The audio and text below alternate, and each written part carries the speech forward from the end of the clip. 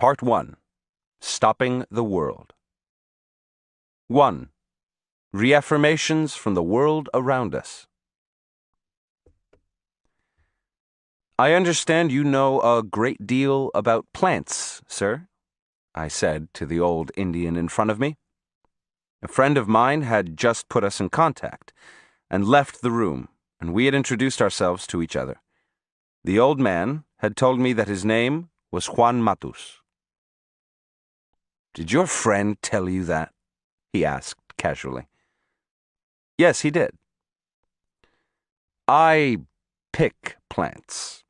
Or rather, they let me pick them," he said softly.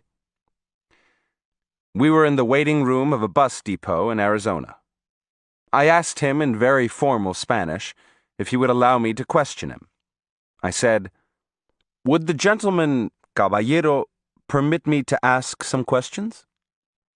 Caballero, which is derived from the word caballo, or horse, originally meant horseman or a nobleman on horseback. He looked at me inquisitively. "I'm a horseman without a horse," he said with a big smile, and then he added, "I've told you that my name is Juan Matus." I liked his smile. I thought that, obviously, he was a man that could appreciate directness, and I decided to boldly tackle him with a request.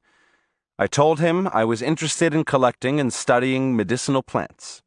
I said that my special interest was the uses of the hallucinogenic cactus, peyote, which I had studied at length at the university in Los Angeles. I thought that my presentation was very serious. I was very contained and sounded perfectly credible to myself. The old man shook his head slowly, and I, encouraged by his silence, added that it would no doubt be profitable for us to get together and talk about peyote. It was at that moment that he lifted his head and looked me squarely in the eyes. It was a formidable look, yet it wasn't menacing or awesome in any way. It was a look that went through me. I became tongue-tied at once and couldn't continue with the harangues about myself. That was the end of our meeting. Yet he left on a note of hope. He said that perhaps I could visit him at his house someday. It would be difficult to assess the impact of Don Juan's look if my inventory of experience is not somehow brought to bear on the uniqueness of that event. When I began to study anthropology and thus met Don Juan, I was already an expert in getting around.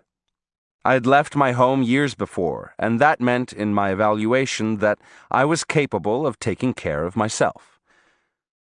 Whenever I was rebuffed, I could usually cajole my way in or make concessions, argue, get angry, or, if nothing succeeded, I would whine or complain. In other words, there was always something I knew I could do under the circumstances, and never in my life had any human being stopped my momentum so swiftly and so definitely as Don Juan did that afternoon. But it wasn't only a matter of being silenced. There had been times when I'd been unable to say a word to my opponent because of some inherent respect I felt for him. Still, my anger or frustration was manifested in my thoughts. Don Juan's look, however, numbed me to the point that I couldn't think coherently. I became thoroughly intrigued with that stupendous look and decided to search for him. I prepared myself for 6 months after that first meeting, reading up on the uses of peyote among the American Indians, especially about the peyote cult of the Indians of the Plains. I became acquainted with every work available, and when I felt I was ready, I went back to Arizona.